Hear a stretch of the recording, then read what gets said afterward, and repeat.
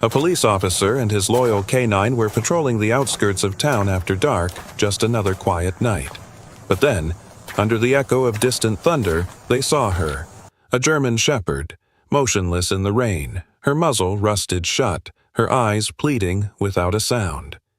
She didn't bark. She didn't run. She just stood there, waiting for someone, anyone, to believe she wasn't a monster. What happened next will not only break your heart, it will restore it. But before we begin, I have to ask, do you have a dog in your life who changed the way you see the world? Tell me their name in the comments. I read every single one. And if you believe that no dog deserves to live muzzled by fear or cruelty, then go ahead, hit that subscribe button. Because this isn't just a story about rescue, it's about redemption. And what happens when one broken soul helps another find their way home. The rain had been falling for hours, soaking into the worn gravel roads that snaked through Silver Pines, a quiet mountain town tucked between the northern ridges of Wyoming. The air smelled of wet pine and old smoke, the sky a charcoal canvas smeared with trembling thunderclouds. It was the kind of cold that got into bones and stayed there, humming like a bad memory. Officer Michael Reed, 38, drove alone that night, or at least he would have looked alone to anyone passing by. Tall, lean, and broad-shouldered, Reed wore the weight of his years with a kind of quiet gravity. His eyes were a dark slate gray, not from genetics but from grief that had grown roots and settled. The creases on his forehead were deep and permanent, etched by years of service and silence. He had been with Silver Pines County Police for nearly 15 years, steady, reliable, and uninterested in drama. Some said he smiled once back in 2009. But Reed wasn't really alone. Beside him, riding shotgun in the cruiser, was Ranger, a 5-year-old German shepherd, black-masked and lean-muscled, with a look in his eyes like he'd seen more than any creature should. Ranger was Reed's canine partner, loyal and lethal when commanded, but tonight he was quiet, almost somber, the kind of stillness that told Reed something was coming. Ranger hadn't been the first. That place belonged to Max, a German shepherd who had died in a warehouse fire chasing down a wanted fugitive. Reed had pulled Max's body from the smoke himself. Since then, neither he nor Ranger had quite been the same. Ranger had been Max's training mate, and when he'd arrived at the precinct as Reed's new partner, he hadn't barked for almost a week. Tonight, as the cruiser rolled down the unlit slope of South Ridge Road, the radio was quiet, the windshield wipers thudding rhythmically, and the world outside looked like it was holding its breath. Then Ranger shifted. A small growl escaped his chest, not aggressive, but alert. Reed's eyes followed the direction of the dog's gaze. Just off the side of the road, beneath a broken trail sign half swallowed by weeds and shadow, stood a dog. Still, silent. Reed hit the brakes. The figure was barely visible through the rain. A medium-sized German shepherd, female by the slighter frame and narrower muzzle, her fur matted dark from water. She stood perfectly still, her body soaked and motionless, framed by the crooked wood of the trailhead. Around her snout was a rusted, muzzle-thick leather straps choked tight around her face, stained by time and filth. She didn't bark. She didn't back away. She didn't move. Reed stared.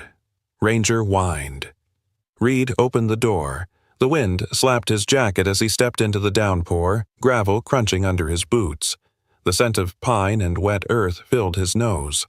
The flashlight in his hand cast a shaky beam through the curtain of rain. He moved slowly. The dog didn't flinch.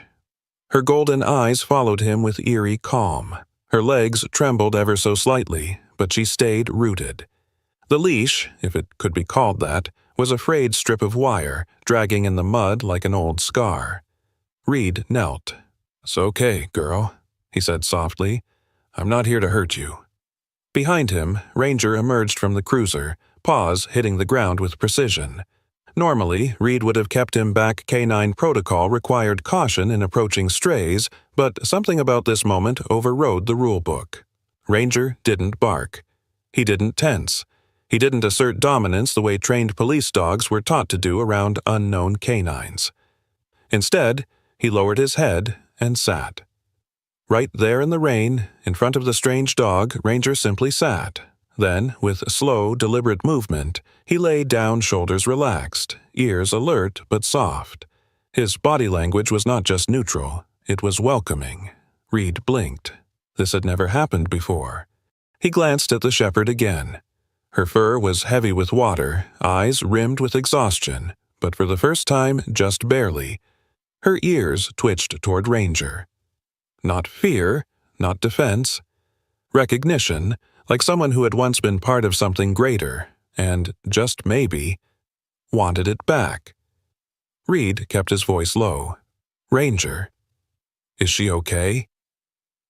Ranger didn't move, but his tail, usually taut, gave one small thump against the wet gravel. Not a warning, an invitation. Reed's stomach tightened. Ranger had never reacted this way to a stray, let alone a dog that looked like it had been through hell. It wasn't training, it wasn't instinct, it was choice. And that scared Reed more than anything else. The rain hadn't let up the next morning. It turned the gravel behind the Silver Pines County Station into slush, the sky a constant gray smudge over the peaks. Officer Michael Reed stood beneath the overhang of the station's side kennel, a steaming thermos of black coffee in hand. His uniform jacket was zipped halfway up, exposing a dark gray sweater beneath, and his breath fogged faintly in the cold. His eyes were fixed not on the horizon, but on the figure curled in the last kennel stall. The German shepherd she still had no name lay facing the wall, curled tightly with her paws tucked under her chest. The muzzle, still strapped across her face, looked more like a brand than a tool, as though it was part of her. She hadn't made a sound since they'd brought her in last night. Reed had carried her in himself, wrapped in an old wool blanket. She hadn't fought. She hadn't resisted. But when he'd reached to undo the leather buckle around her jaw, her entire body had stiffened, not with aggression, but with fear. A trembling so complete it had made even Ranger pause. She had turned away from him then, pressing her body to the kennel corner as though she could disappear through concrete. He didn't try again. Now, as he stood there, the thermos warm against his palm, he heard soft paw steps behind him. Ranger, tail low and eyes alert, approached and stopped by the kennel. The male K9 had been unusually quiet all morning, eating slower, moving softer, and now, as if on cue, he eased down into a lying position, chest to the bars, his nose mere inches from the shepherd. Reed didn't move. The shepherd, who'd refused to even lift her head all morning, finally turned slightly. Her eyes flicked toward Ranger. A pause. Then barely, she let her paw stretch out, just enough for the tips of her toes to touch the cold floor next to his. Ranger pressed his head down and let it rest there, just outside the bars. That was all. A woman's voice broke the moment. "You found her last night?" Reed turned. At the far end of the hallway stood Delilah Granger, mid-50s, wiry but graceful, dressed in a faded raincoat and a knitted scarf the color of wine. She owned the Rusty Creek Diner, the town's only 24-hour place, and had served Reed more late-night coffee than anyone else alive. Her face was carved with laugh lines, but today there was nothing light in her expression. Her gaze was locked on the shepherd. "She's the one, isn't she?" Delilah stepped closer, her rubber boots leaving small tracks. "The one they've been talking about on the ridge." Reed arched a brow. "Talking about?" Delilah lowered her voice. "A few hikers said they saw a dog out there last week. Said she had a muzzle and wouldn't come close. Someone said she was cursed. Said she bit a man who went blind in one eye the next day." Reed frowned. "He probably got pink eye." "Maybe." Delilah shifted uncomfortably. "But around here, stories stick faster than snow on pine. And if she's the one, some folks won't want her around." Reed didn't respond. He turned back to the shepherd, who was now fully facing Ranger, the side of her head resting near his foreleg. Her body no longer trembled. Delilah stepped beside him. "You gonna take it off?" "I tried," Reed said quietly. "She told me not to." Delilah blinked. "She spoke?" He shook his head. Not in words, but I heard it just the same. Delilah folded her arms. That muzzle's not doing her any favors, makes people think she's dangerous. Reed ran a hand through his hair. People think all kinds of things, doesn't make them true. There was silence between them for a while, broken only by the distant rattle of rain against the roof. Then Delilah added, "You know who used to keep dogs like her?" Reed gave her a side glance. "I'm guessing you're not about to say the fire department." Delilah's lips tightened. "Mick Barlow. Lives out past Old Mill Creek near the bluffs. Hasn't had a dog of his own since '09, but he trains them for others. Some say for fighting, others say for things worse." "I know, Barlow." Reed's voice dropped. "Don't like him." "Then we're in agreement." Reed sipped his coffee. "If this girl came from him, that might explain a few things." Delilah looked back toward the dog. "You gonna name her?" "I'll wait," Reed replied, watching as Ranger nudged his nose forward and the shepherd pressed back ever so gently. "She'll tell me when she's ready." That night, the station was quiet. Only 2 deputies were on the schedule, both younger and half distracted by their phones.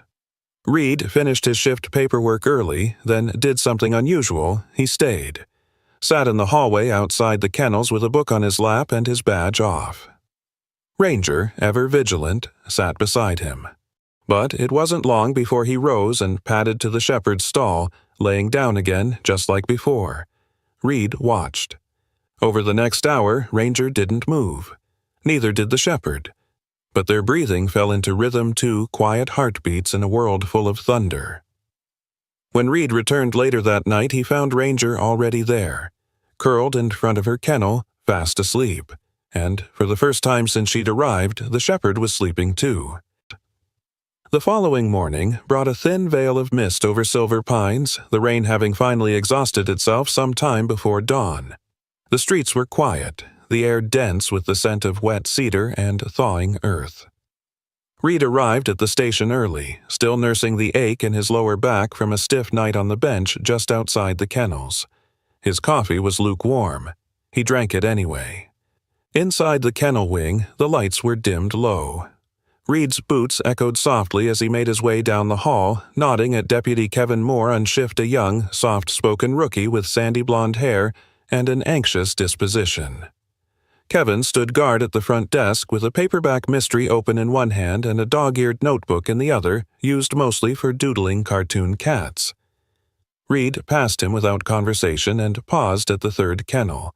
The shepherd, still nameless, still silent, was already awake. She lay on her side, her head resting against the floor, eyes half-lidded but alert. The muzzle was gone now. Reed had finally removed it hours before when she allowed him to without shaking. Her face looked older without it, more dog than ghost, but the rawness in her expression remained. Reed noticed something he hadn't before. Scars. Not fresh, not angry red, but old ones, pale and thin, hiding beneath her fur, along her ribs, just above the front paw, the kind that came from wire or sharp objects, not accidents. He crouched. "You didn't get those from playing fetch," he murmured. She didn't move. From the far end of the hallway came the clicking of claws. Ranger padded toward them, his tail wagging once in greeting before he stopped beside Reed, then sat with the practiced stillness of a veteran. His eyes never left the shepherd. He gave a soft chuff. Reed stood. "Let's give her a minute." They headed outside. The back of the station opened into a small training yard, mostly gravel with patches of grass. There was a shed for equipment, an agility course, and a battered bench where officers sometimes sat during smoke breaks. The air was cool, fresh with melting rain. Ranger ran ahead, light on his feet, as always athletic, controlled, almost graceful. 15 minutes later, the shepherd appeared at the open gate. No leash, no coaxing. She just stood there, eyes scanning the yard, then trotted forward with tentative steps. Reed didn't move. Ranger, mid-stretch near the shed, paused and lifted his head. Then, slowly, he walked toward the far side of the yard, picked up something from beneath a stack of storage crates, and carried it back in his jaws. Weathered blue rubber ball, its surface faded and torn in places. The once vibrant color had dulled to gray in patches, but the object still held its shape. Max's ball. Reed recognized it instantly. Ranger walked toward the shepherd and placed the ball just a few feet away from her paws. Then, as if nothing had happened, he turned and sat under the nearest tree. The shepherd looked at the ball. Her ears perked. She sniffed once. Then, after a pause, she nudged it with her nose. The ball rolled in a lazy arc across the gravel. She took a step after it, then two. When it bumped against the side of the shed, she picked it up gently in her mouth and carried it back, not to Reed, but to a quiet patch of grass near the back wall where the sun had started to warm the earth. She curled up there, still holding the ball. Reed watched, arms folded. "Damn," he muttered, not meaning anything bad by it. Later that afternoon, Dr. Ellen Chambers stopped by the station. Ellen was a veterinarian in her mid-40s, short and wiry with a crown of dark curls pinned up messily under a hooded coat. She had soft brown eyes and a way of speaking like every word mattered. She was also the only vet in town who worked with retired canine units. Reed brought her to the training yard, where the shepherd still lay in the grass, the ball now tucked beneath her chest. "She lets me get near her," Reed said, "but I haven't pushed for too much contact yet." Ellen crouched, resting her forearms on her knees. Good instinct. She studied the shepherd from a distance. German shepherd. About 4 years old, by her teeth. She's thin, but not emaciated. Looks like she's been out for weeks. Maybe more. "She's not chipped," Reed added. "Already scanned her." Ellen nodded. Could be someone scraped the chip, or she was never registered. As they talked, Ranger approached from the other side of the yard, sat beside the shepherd again, and laid his head gently over his front paws. Ellen smiled. "He's taken a liking to her." Reed didn't answer. His jaw had tightened slightly. Ellen stood. "Bring her by the clinic next week. Let's do a proper checkup." As she turned to leave, she paused and added, "I've seen a lot of dogs with those scars. Most of them don't come back from it." Reed glanced toward the shepherd, who was now lightly dozing. "She might," he said. "If Ranger thinks she's worth saving, I trust that." That night, Ranger didn't sleep in his usual corner by Reed's bunk. Instead, he lay outside the kennel again, curled into a watchful spiral, his ears twitching at every sound. Inside, the shepherd finally let the ball roll away from her as she dreamed. By the 7th day, silver pines had dried under a hesitant sun, and the mountain chill had softened just enough to warm the skin without biting it. Leaves stirred faintly across the pavement outside the station, rustling like old memories. It was mid-morning when Officer Michael Reed stood by the open kennel gate, hands at his sides, eyes fixed on the shepherd who had, for the first time, walked out on her own. The station was unusually quiet. Deputy Kevin had stepped out for his break, and the desk was temporarily manned by Rosie Delgado, a tough, petite dispatcher in her 40s with a no-nonsense attitude and a heart that hid behind sarcasm. Her black bobbed hair framed sharp cheekbones, and she always wore dark lipstick, even during night shifts.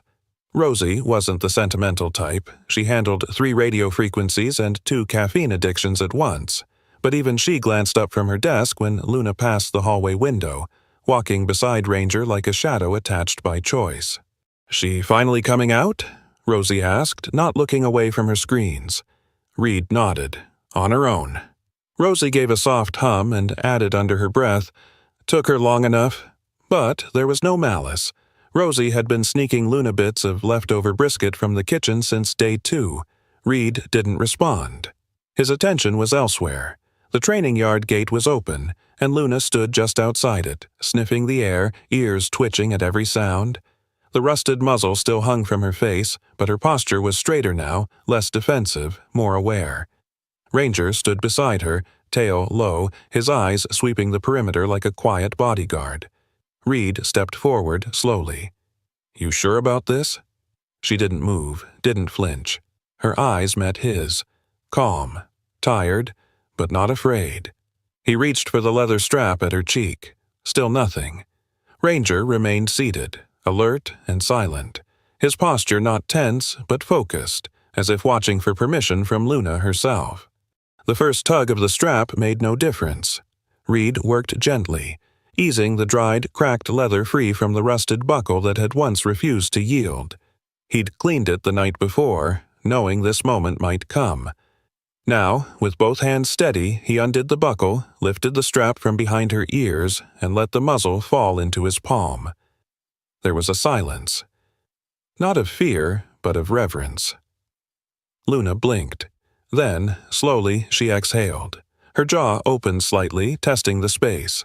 She didn't bark. She didn't recoil. She simply turned and looked at Ranger. The male canine stood, took one step closer, and gently pressed his forehead to hers. From the second-floor stairwell, Deputy Mark Travers stood watching.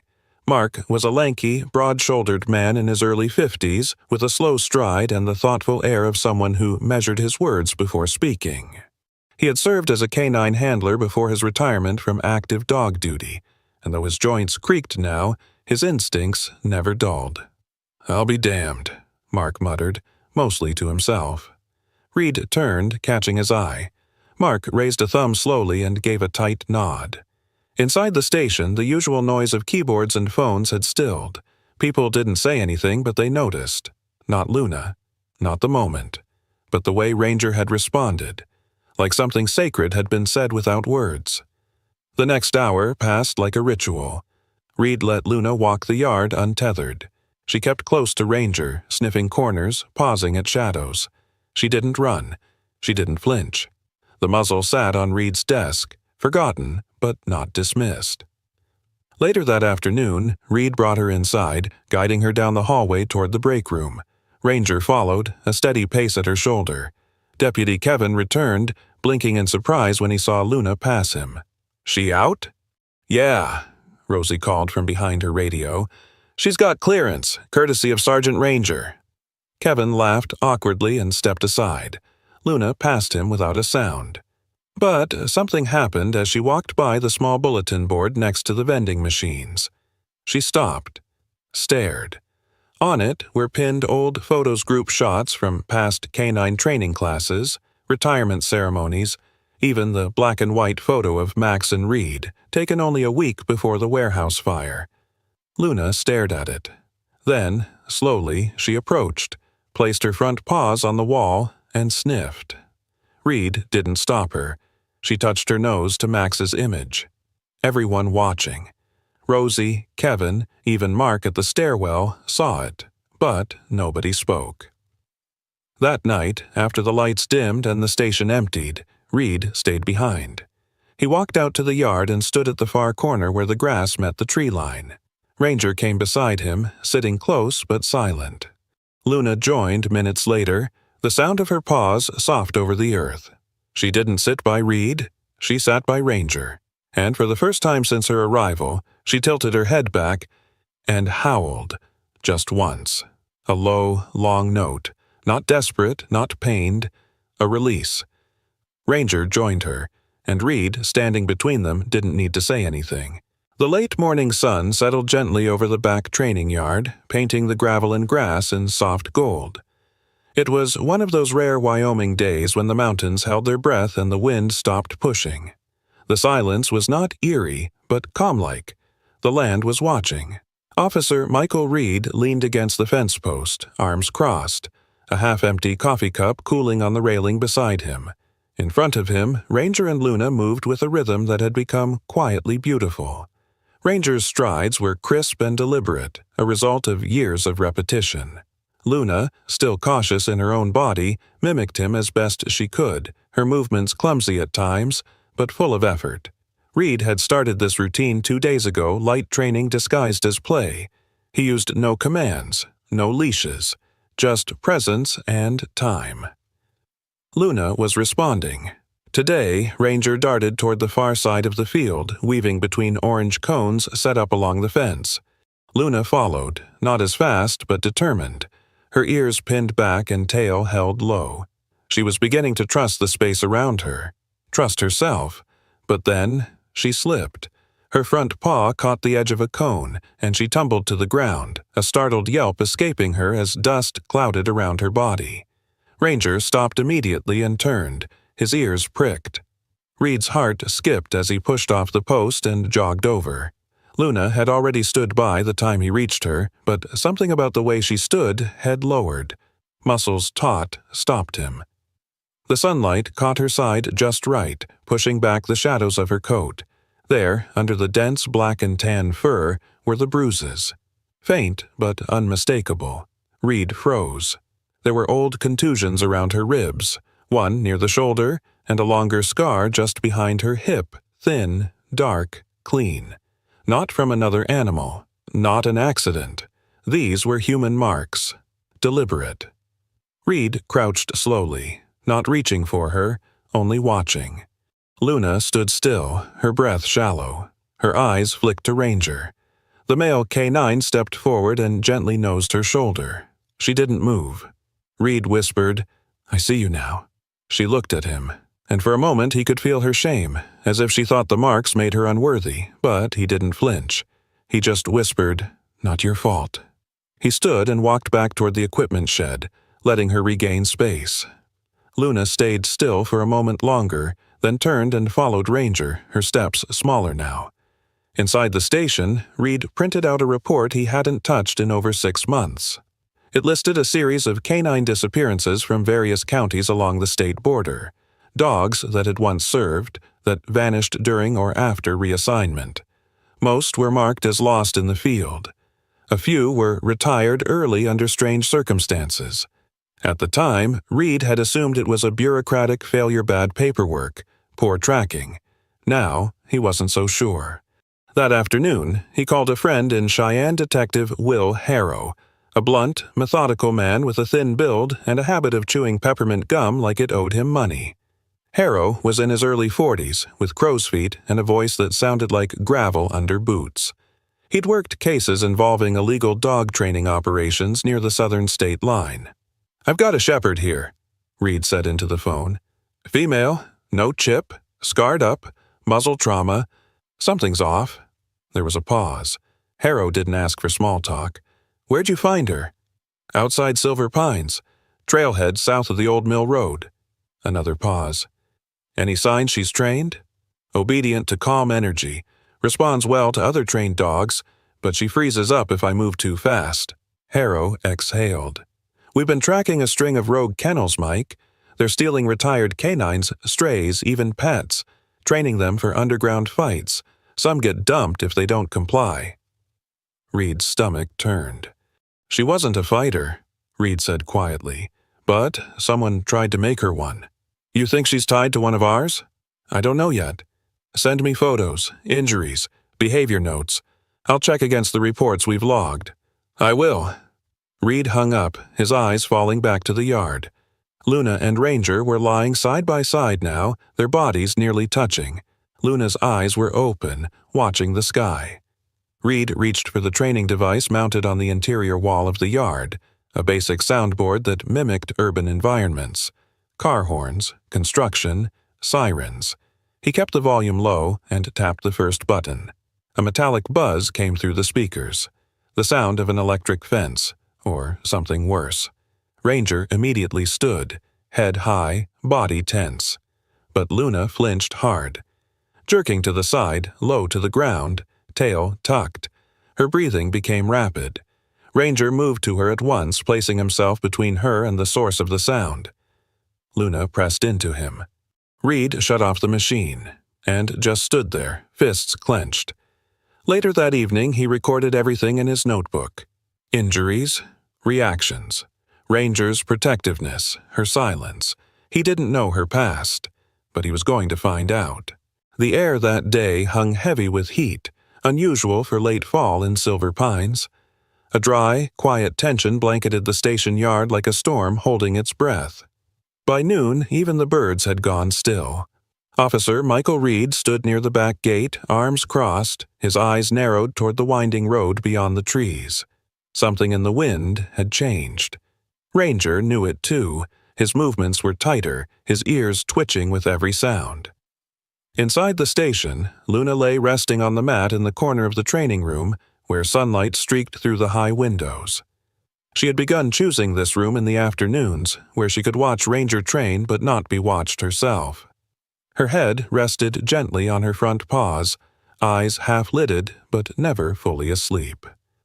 Reed had barely returned to his desk when the front entrance bell chimed. Rosie looked up from her desk, her lipstick darker than usual today, expression unreadable. "Visitors," she muttered. Reed turned. Two men stood in the doorway, both strangers, though something about them felt familiar. The wrong kind of familiar. The taller of the two was Brent Coates, early 40s, buzz cut, lean, with a wire-thin frame and a jagged scar that ran down the side of his neck like a bolt of lightning. His leather jacket was scuffed, his jeans tucked into dusty boots that had seen too many back roads. The other man, Darrell Knox, was stockier, late 30s, dark stubble with a thick red flannel that clung to the sweat on his back. Neither smiled. "Afternoon," Brent said casually. His voice rasped like it had been smoked over coals. Reed didn't return the pleasantry. "Can I help you?" Darrell glanced around. "We're looking for a dog." Reed's face remained neutral.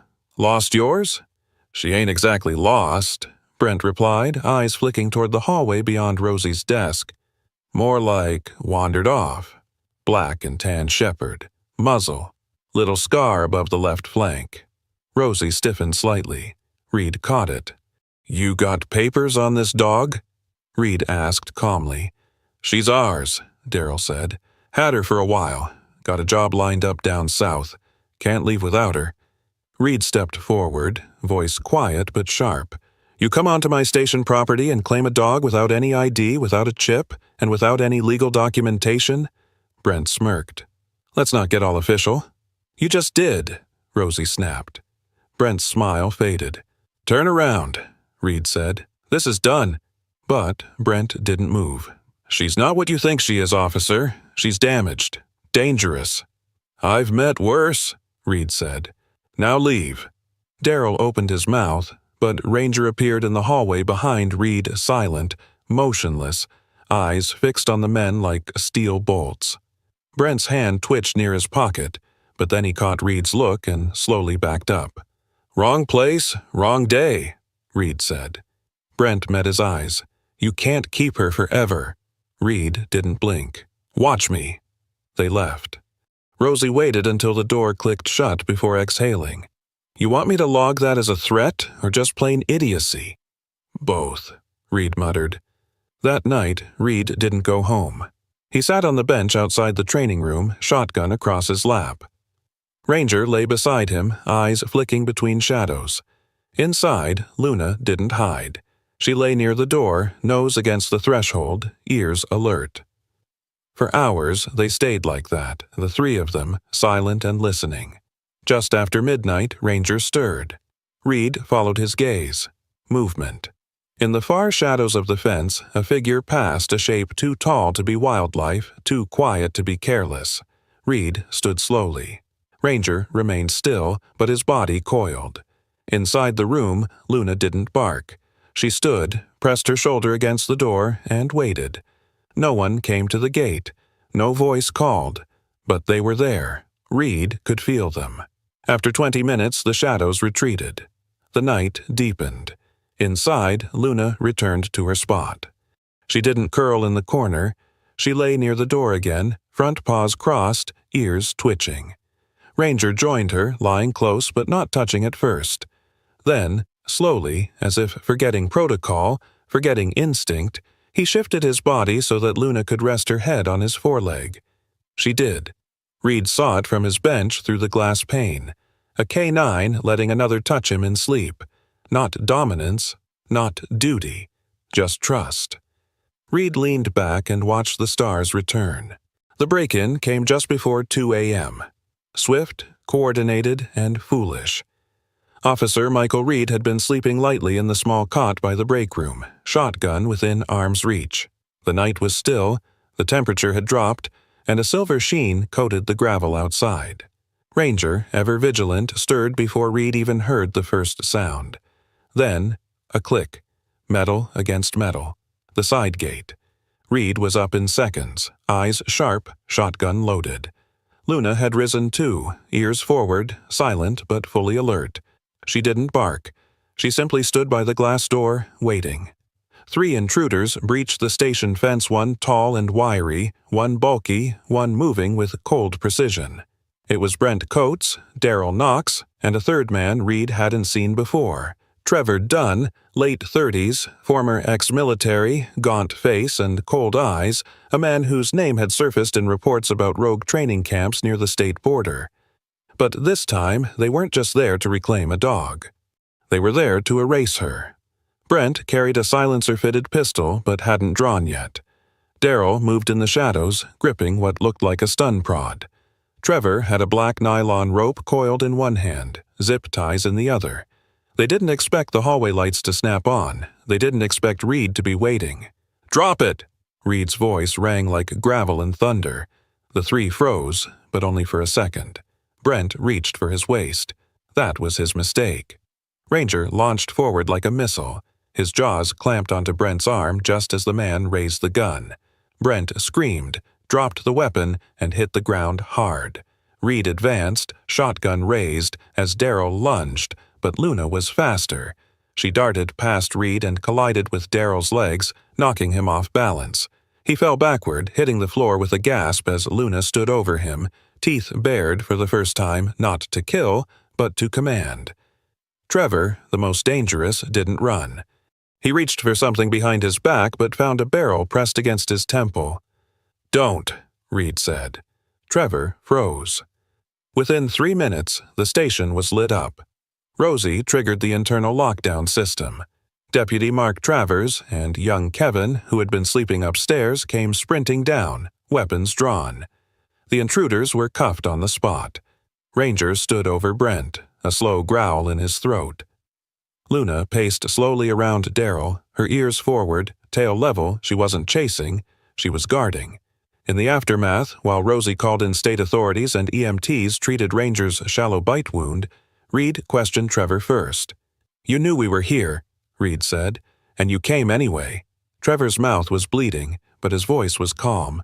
"She wasn't supposed to survive. She wasn't supposed to remember." "Remember what?" Trevor smirked, a trace of arrogance.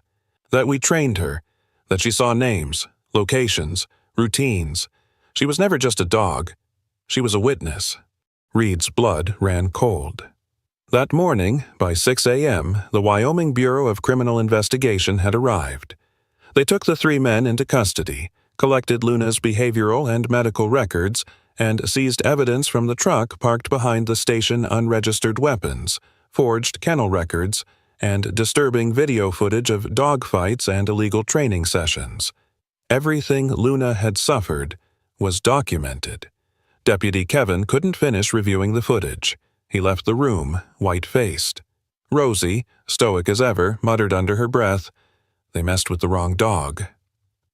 The entire network Trevor hinted at unraveled within 72 hours.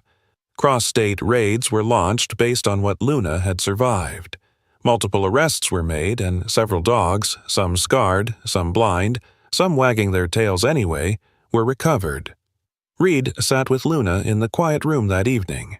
She didn't need to know the details, but somehow he felt like she already understood.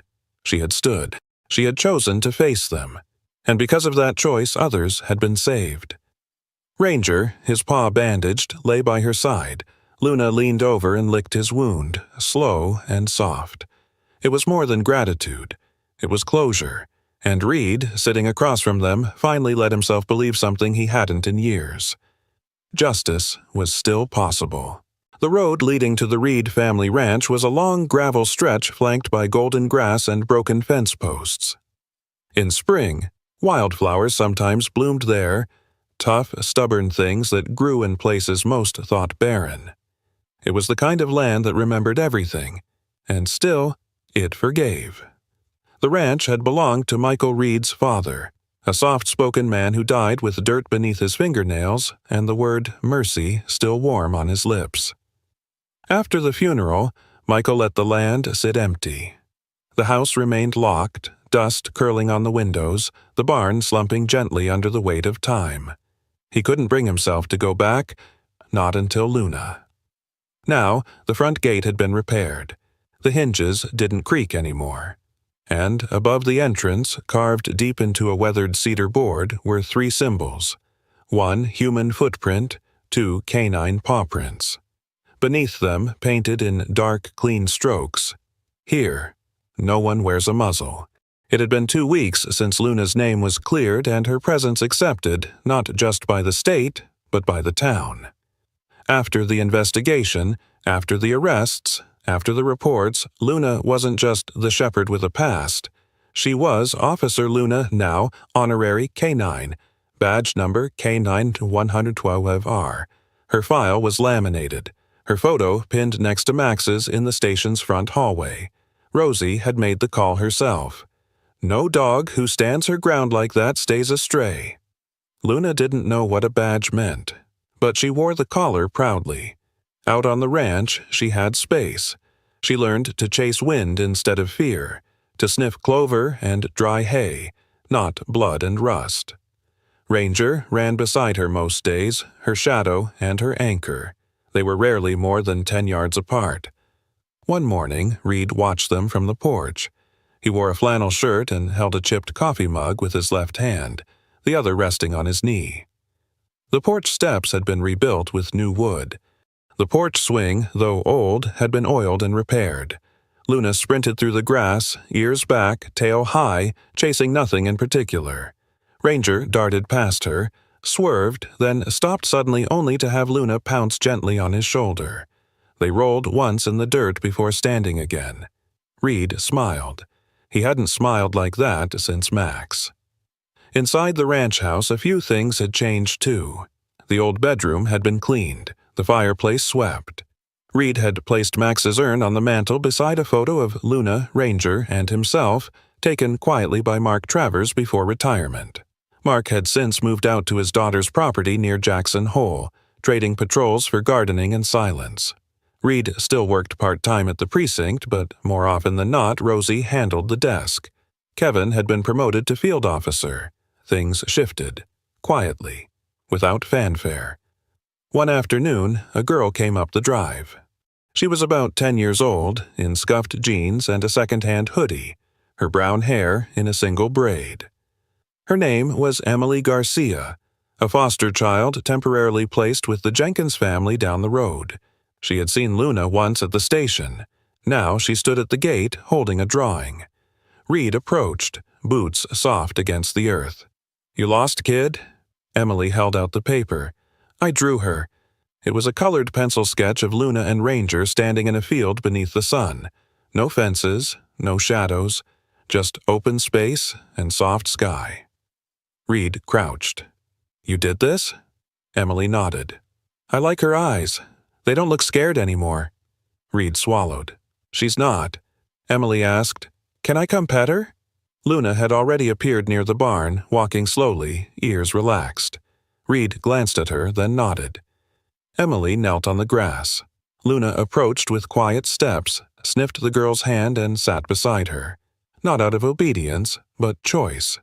Reed watched from the porch as Emily rested her head gently against Luna's shoulder. The dog stayed perfectly still. That night, Luna slept beneath the open barn door, and the sky was clear. Ranger curled beside her, his breathing slow, even. Reed stood at the gate, running his fingers over the carved paw prints. He didn't say much anymore, didn't need to. The land spoke for them now. Sometimes, the most broken souls are the ones chosen to carry the greatest truth. Luna wasn't just a dog who had been hurt, she was a reminder that scars do not define worth. That what the world tries to throw away, God may be gently setting aside for something greater. She didn't need revenge. She didn't need pity. She needed space to heal, and someone to believe she was more than her past. And isn't that what so many of us are still looking for? This story reminds us that miracles don't always roar. Sometimes they come on 4 legs, with quiet eyes and the courage to stand when it matters most. If this story touched your heart, if it reminded you that love is stronger than fear and that God often sends help in the form we least expect, share this story with someone who needs hope today. And before you go, let me ask you, do you believe in second chances, in redemption, in the quiet power of grace? Type Amen in the comments if you do. Let's fill this place with faith, with healing, and with gratitude for every soul, human or animal still fighting to be free. Tap subscribe if you believe no one should have to walk through pain alone. Hit like if you believe dogs have souls worth protecting, and may God bless you for every moment you chose kindness over judgment.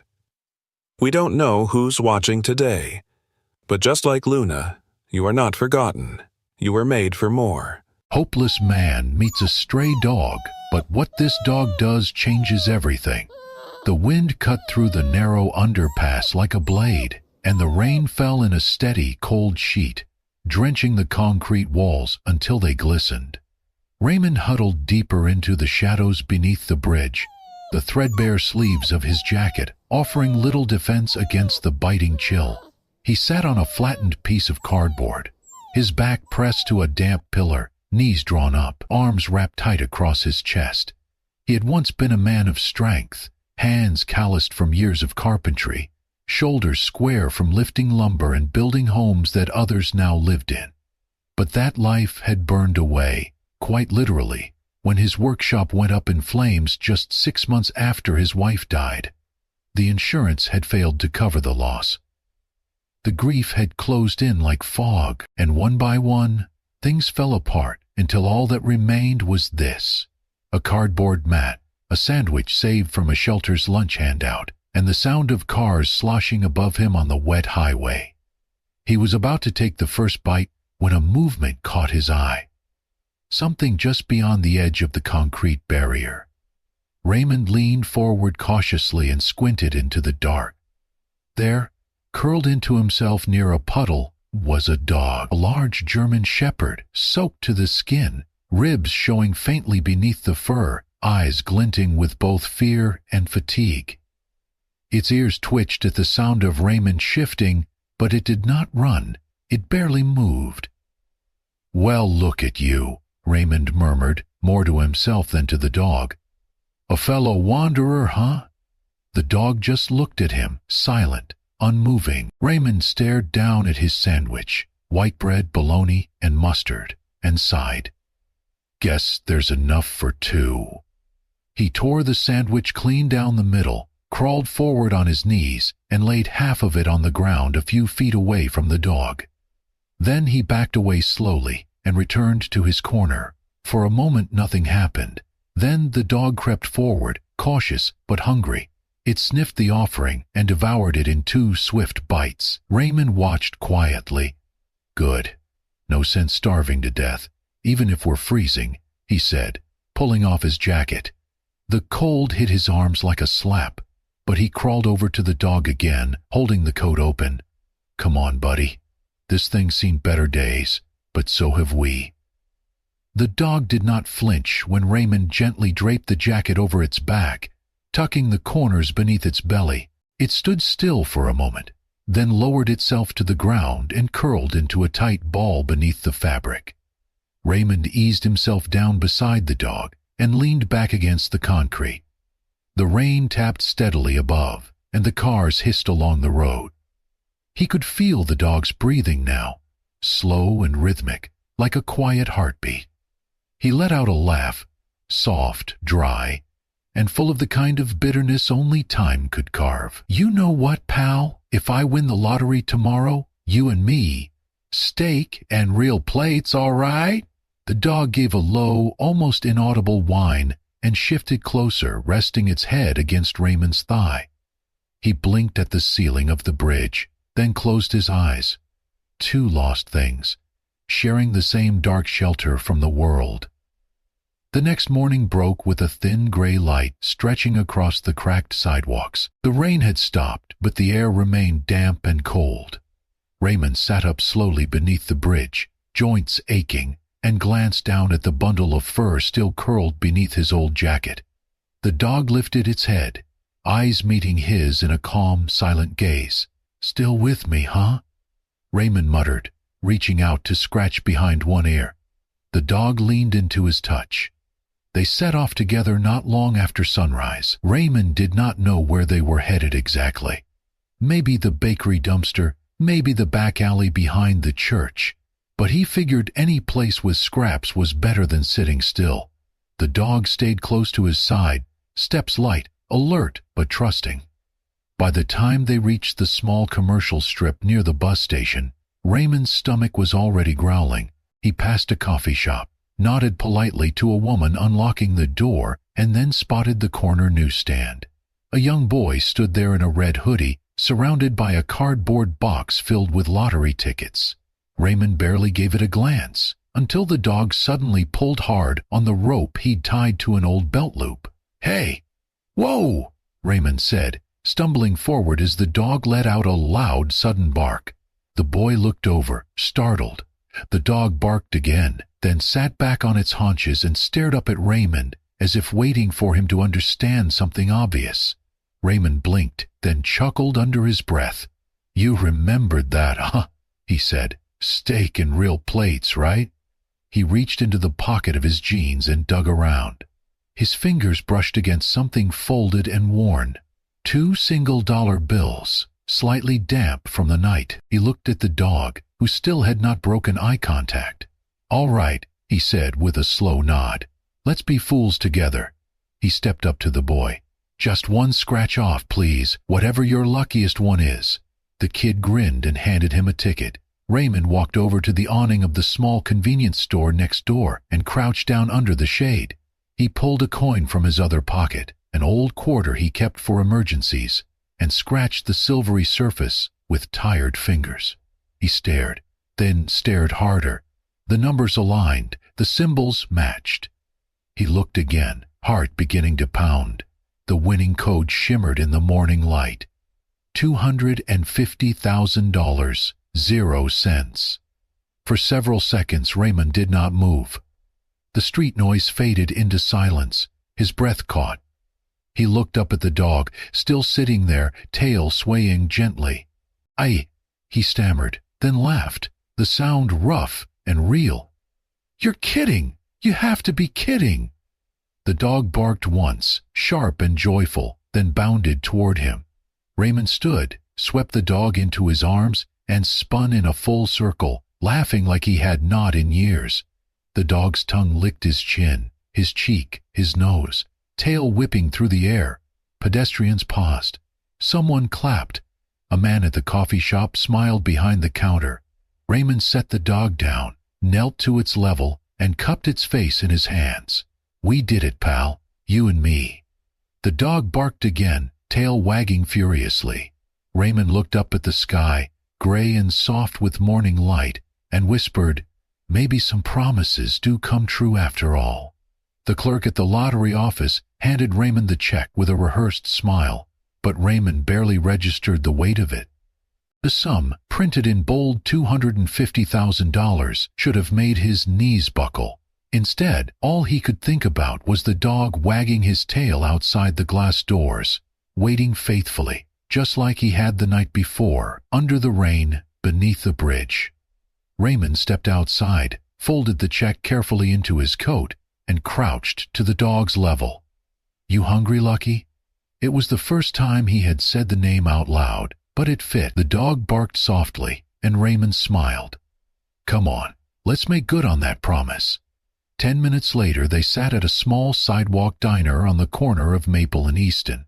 It was nothing fancy, just chrome chairs, red plastic tablecloths, and a faded umbrella flapping gently overhead, but it was open, warm, and smelled like heaven. Raymond had passed it 100 times before, but never dared to go in. Now he held the door open like a king inviting a guest. Lucky trotted in beside him, fur still a bit patchy, but eyes bright and tail alert. They chose a table by the window. The waitress approached with a raised brow, clearly noting Lucky sitting upright in the seat across from Raymond. "He eats with me," Raymond said simply, voice kind but steady. "Real plates, just like I promised." She blinked, then smiled. "You got it." He ordered 2 steak dinners, medium rare with mashed potatoes, grilled vegetables, and an extra side of bacon. When the plates came, Lucky's tail thumped wildly against the seat. His food was placed neatly in front of him, just like any other guest. A bowl of cold water in a ceramic dish was set beside the plate, not on the floor, but right on the table. Raymond picked up his fork and knife, cut into the first piece of steak, then offered a slice to Lucky. "We made it, buddy. Steak in real plates, like I promised." Lucky took the bite gently, then licked his chops, eyes wide with disbelief and joy. People around the diner began to notice. Phones were lifted, cameras clicked. A teenager started recording a short video. A woman near the register whispered, "That's the man from the scratch-off ticket. He's feeding his dog like family." Raymond just laughed and kept cutting steak, sharing every bite, feeding Lucky from the same plate he ate from. It was not about extravagance. It was about honor, gratitude, and a moment that felt more fulfilling than any luxury. The entire diner clapped when Lucky polished off the last bite and licked his empty plate with pride. Raymond raised his water glass in a toast to lucky breaks and loyal friends. After the meal, he took Lucky straight to a veterinary clinic. The dog was cleaned, vaccinated, and examined with care. Raymond watched from the corner, hand clenched on the chair, eyes never leaving Lucky. "Seems like someone's had a rough go," the veterinarian said gently, inspecting the scars and worn pads. "But he's strong. You gave him a fighting chance." They gave Lucky a soft blue collar with a tag that simply read, "Lucky, if found, return to Raymond." That night, Raymond did not return to the underpass. He checked into a modest motel, just 2 blocks from where he had spent the last 6 months, sleeping on concrete. As Lucky curled up at the foot of the clean bed, wrapped in a towel and still drowsy from the bath, Raymond sat on the edge of the mattress and stared at the ceiling. "This money," he whispered, "is not just mine. It came from Hope, and from him." And as Lucky's gentle breathing filled the room, Raymond realized the truth of it. This was not just a win, it was a new beginning, for both of them. Raymond stood in front of the rusted metal gate, the sun casting long shadows across the abandoned animal shelter. The place had once been lively, but now the roof sagged, the fence leaned, and a handwritten "Closing Soon" sign flapped weakly in the wind. Inside, a handful of dogs still barked softly, waiting for something, or someone, to change their fate. He reached into his coat pocket and pulled out a folded check. It was not all he had left, but it was enough. 3 weeks had passed since the lottery win, and Raymond had spent every day since thinking not about what he could own, but about what he could rebuild. This shelter would be the first. The owner, an older woman with weary eyes and a cracked voice, cried when he offered to cover all operating costs for the next 2 years. She cried harder when he told her he wanted the name changed. "Call it Lucky's Place," he said, placing a gentle hand on Lucky's head. "He's the reason I'm standing here." The story spread quickly. A former homeless man saves an animal shelter with his lottery winning. The local news picked it up. One reporter titled the article, "From the Streets to a Sanctuary, How One Dog Saved a Man Who Saved Many More." But Raymond did not stop there. He bought a crumbling garage just off River Street, a space that had not seen use in a decade. With a little renovation and a lot of effort, he turned it into something new, a workshop where people like him, those who had lost everything, could come and learn carpentry, build furniture, and build dignity again. The place had no formal name, just a carved wooden sign that read, "Welcome Back." Every day, Lucky was there, sitting on a cushion by the door, wagging his tail as each person arrived. He became part mascot, part guardian, part silent therapist. People talked to him more than they talked to each other in the beginning, and that was perfectly fine. Healing came in strange ways. And still, Raymond was not finished. With help from the community, he started a small outreach fund called From the Streets to Hope. Every Saturday morning, he and a few volunteers packed meals, real meals, and delivered them to people living on the streets who had pets. He brought pet food, collars, treats, blankets, and even toys. He never judged. He just offered a warm smile and a steady presence. Lucky went on every route. People lit up when they saw him. Children hugged him. Veterans saluted him. One man whispered, "He looks just like the dog I lost in Iraq." Lucky licked his hand gently and sat beside him for 10 quiet minutes. As the months passed, Raymond refused to move into a big house or buy a flashy car. He rented a modest apartment above a bakery and lived simply. He ate toast with peanut butter in the mornings, read old books at night, and walked Lucky through the park every evening. He had once been a man drowning in grief and silence. Now he was part of something again. Part of laughter, of labor, of life. One evening, sitting outside the workshop, watching the sun dip below the rooftops, Raymond looked at Lucky, who lay beside him with paws stretched and eyes half closed. "I lost everything once," he murmured. "And then I met you." Lucky opened one eye, then nudged his hand softly. Together they had turned a broken story into a beginning. Together they had become the kind of miracle the world still believed in. A gentle breeze swept across the city park as late spring sunlight filtered through the tall oaks, their branches swaying gently like an old lullaby. The grass shimmered with the last golden hues of the afternoon, and dandelions drifted lazily in the air. Children played in the distance, their laughter ringing like wind chimes through the warm air, blending with the soft barks of dogs and the hum of life slowly unfolding around them. Near the edge of the grass, just off the winding walking path, a modest crowd had gathered. Folding chairs lined up in neat rows, a small podium stood in front of them, and behind it all, nestled into the shade of a great oak, sat a long wooden bench newly installed beside a smooth granite marker.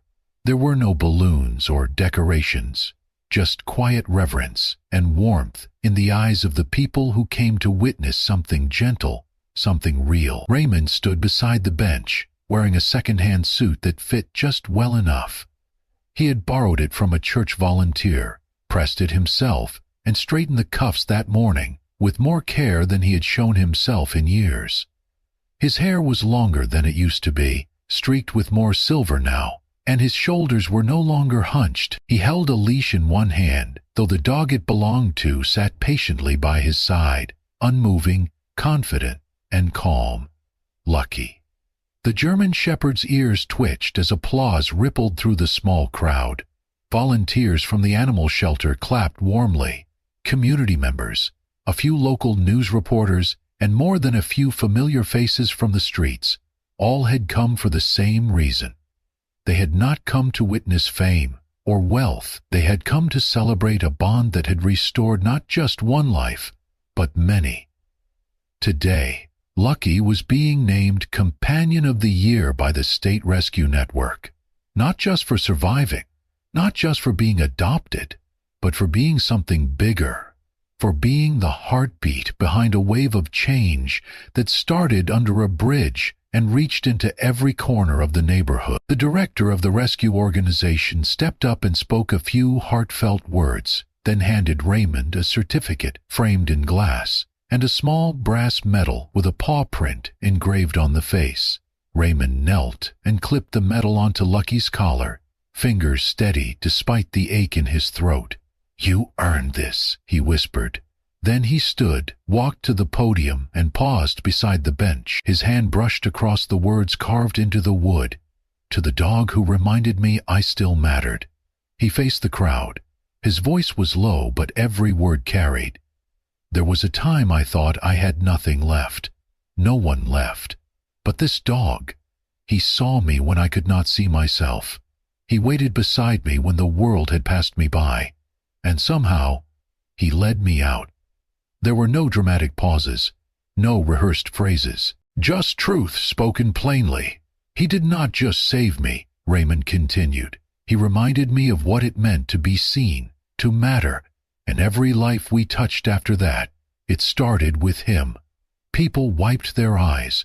A man in the back clapped once, then another, and soon the park filled with a soft wave of applause, tender and full of love. As the sun began to set, the crowd slowly dispersed. Folding chairs were stacked, The podium wheeled away, but Raymond stayed. He sat quietly on the bench as long shadows stretched across the grass, the warmth of the day settling into a cooler hush.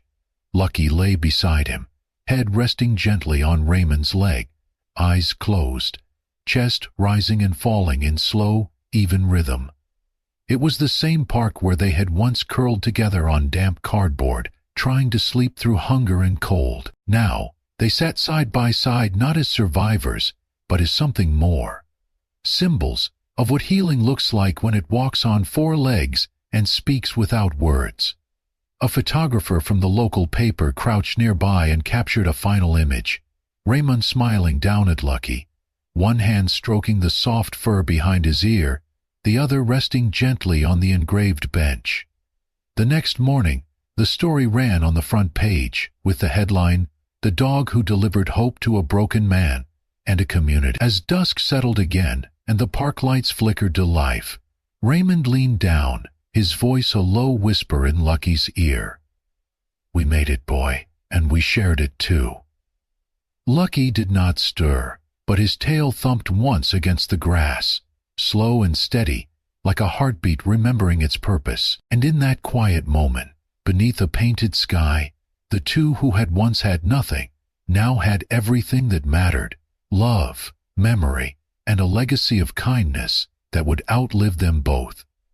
And so, a man who had lost everything found hope in the most unexpected companion, a stray dog with quiet eyes and a steadfast heart.